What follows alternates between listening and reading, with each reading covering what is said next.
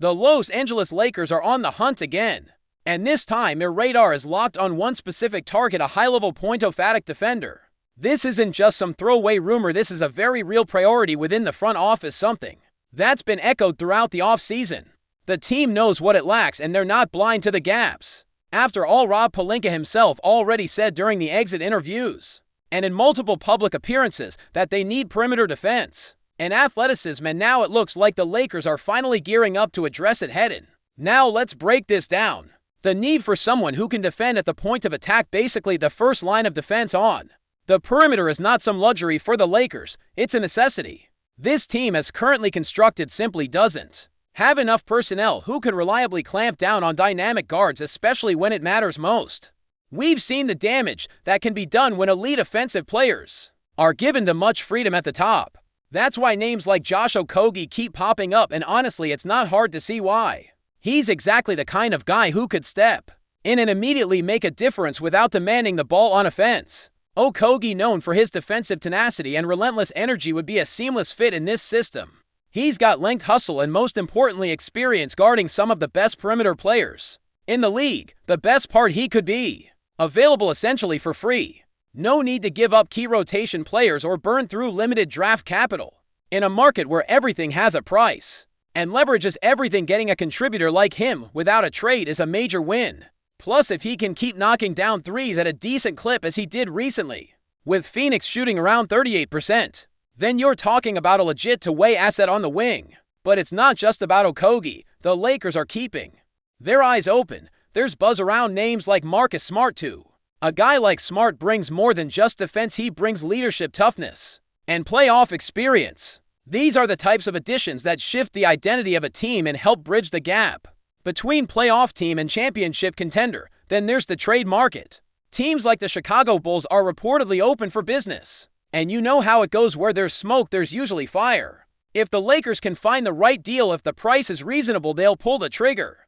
But make no mistake, they're not going to be reckless. They can't afford to be. This team doesn't have the war chest of assets like the Oklahoma City Thunder or the San Antonio Spurs. There's no luxury of overpaying for a role player and just brushing it off later. Every move has to be calculated, precise, and most of all worth it. That's why the front office is being patient. It's a strategy, not a lack of effort.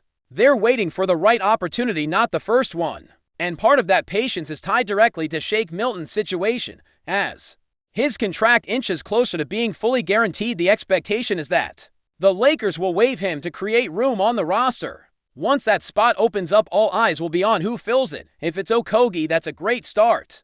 If it's someone else from the free agent or buyout market, the focus will still remain the same: perimeter defense. Meanwhile, they already solved one major hole on the roster by adding a backup center. Now, whether that backup center is truly a long-term solution remains to be seen, but it gives them breathing room. Jackson Hayes, for all his limitations, is more than serviceable during the regular season. He can eat minutes, provide energy, and fill in when needed.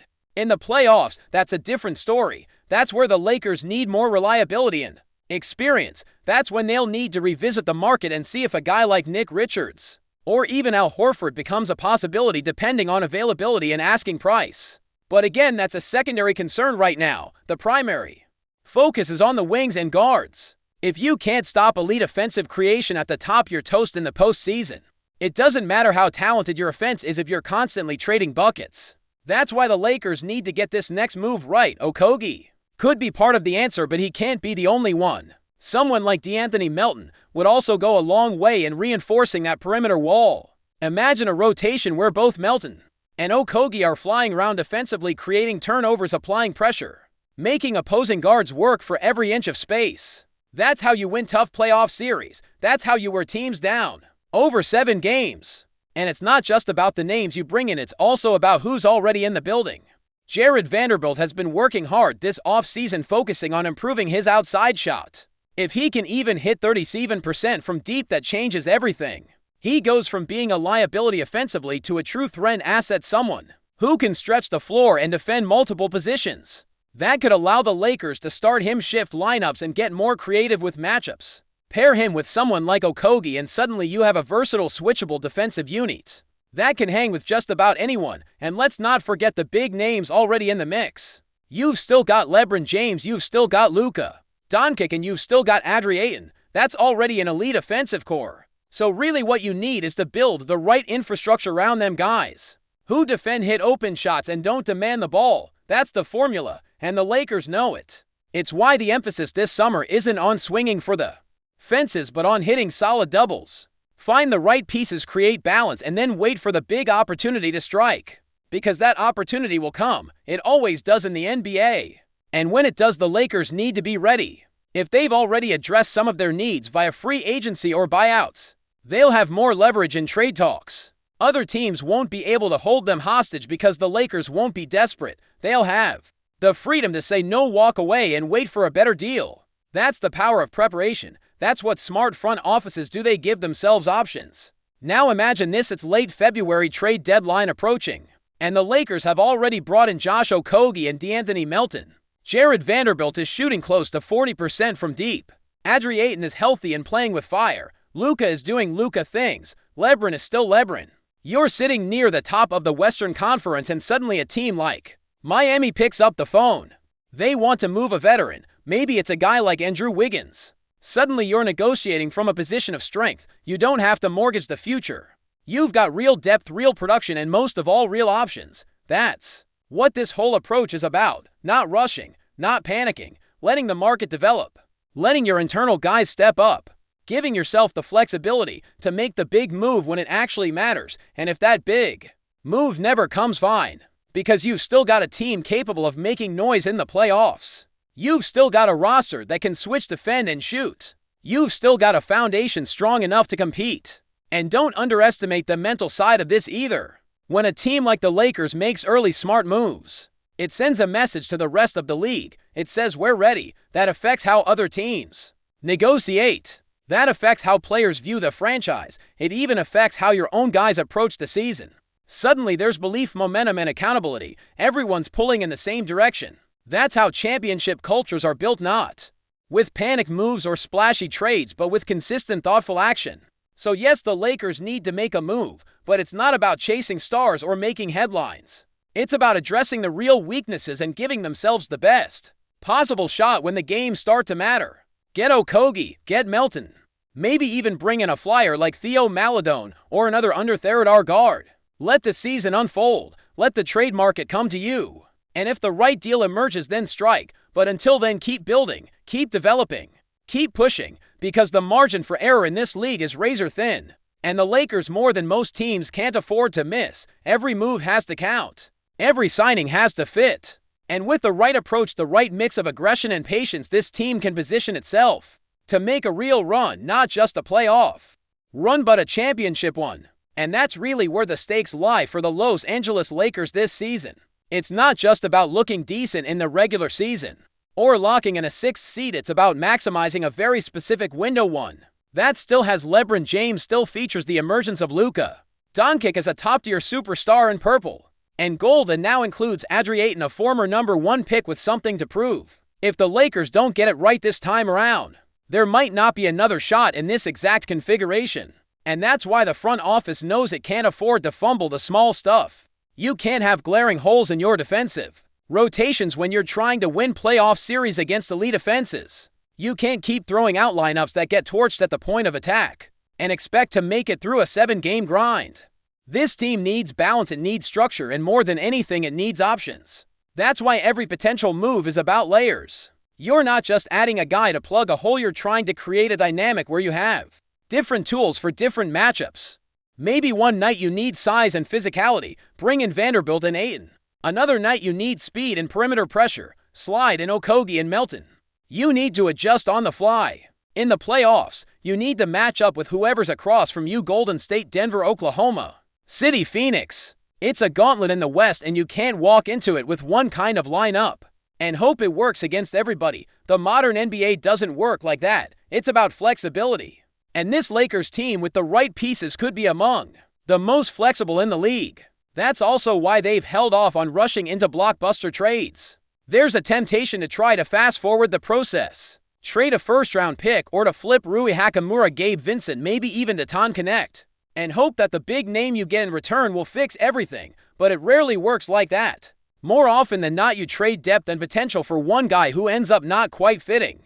And then you're back to square one, except this time with fewer assets and less room to maneuver. So the Lakers are being cautious, but they're also being opportunistic. If a deal presents itself, that doesn't force them to overpay if, say, Miami calls back and finally caves to more reasonable terms. Then the Lakers are in position to capitalize, but they won't go chasing ghosts. They're letting the season and the market shape the next steps. It's also about building internal value. The more these young guys develop, the more leverage you have. If Jared Vanderbilt is showing he can shoot, that boosts his trade value. If Jake LaRavia shows signs of being a real contributor, that gives you even more flexibility. Same with Theo Maledon. These aren't just fringe players, they're chips on the board. And if any of them pop, suddenly the Lakers aren't operating from a position of need anymore. They're calling the shots, and that's the shift they've been working toward. There's also a real chance that some of these guys just break out. Every season, there are a few players who go from rotational question marks to certified pieces. Look at what happened with Austin Reeves. Nobody saw that leap coming, but he put in the work, found his role. And now he's arguably one of the Lakers' most important players. That's what could happen with a guy like LaRavia, or even someone like Yalen Hood-Schifino if he stays healthy and gets minutes. And when that development clicks, it gives the Lakers another weapon. And possibly another reason not to make a panic trade. That doesn't mean they won't deal. It just means they'll do it on their terms. If a player like Andrew Wiggins becomes available and the asking price lines up, that's the kind of move you seriously consider.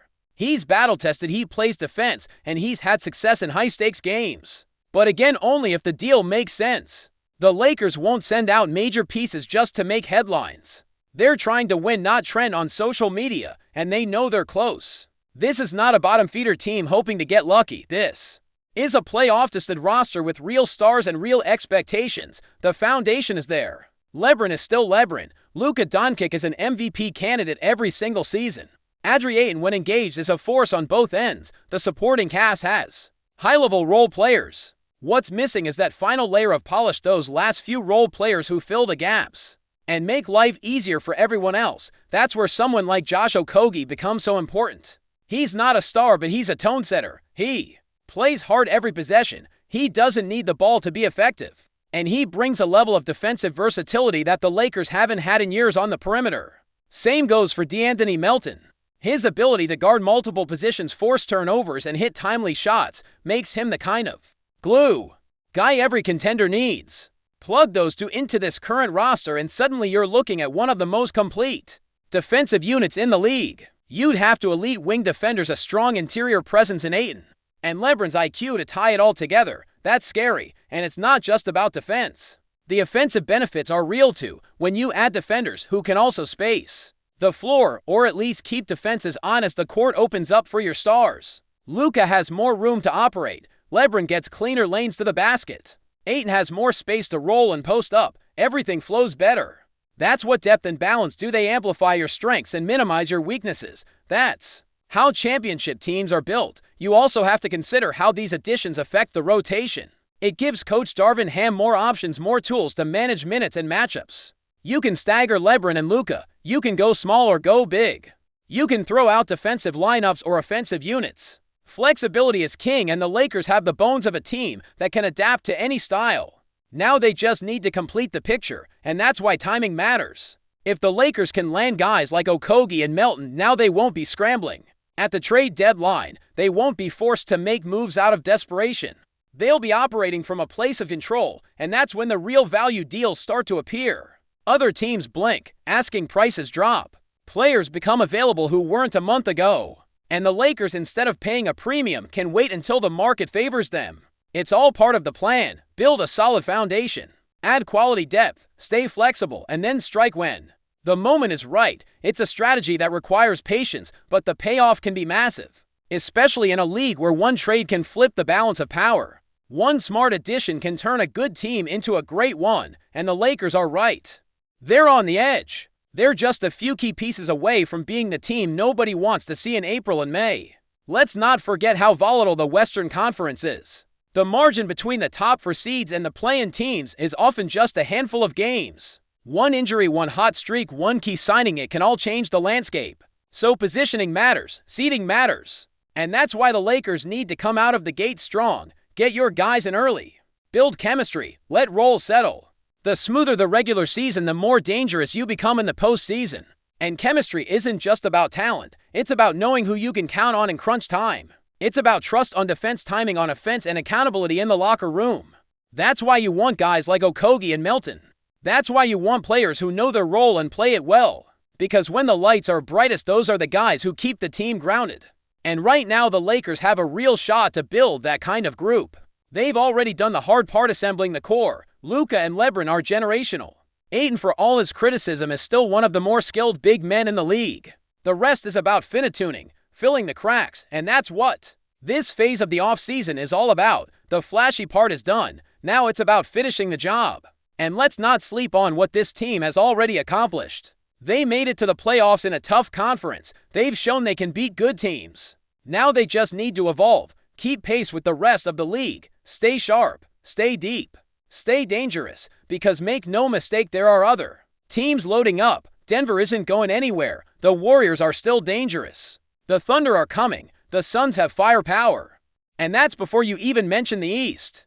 But the Lakers have something those other teams don't. LeBron James in his final chapters. Luka Doncic entering his peak in a fan base that demands excellence, that kind of urgency, that kind of pressure. It can either crush a team or sharpen it. So far, it looks like the Lakers are choosing the latter.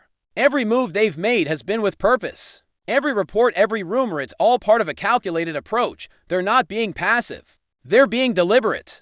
And if that strategy plays out the way they're hoping, this team won't just be good, they'll be dangerous. That's why the next few weeks are critical. Whether it's through free agency waivers or smaller trades, the Lakers need to fill out this roster with intention. Don't chase names, chase fits, add toughness, add shooting, add guys who know how to win. Because when April hits and the playoffs begin, there won't be room for excuses. You're either built for it or you're not.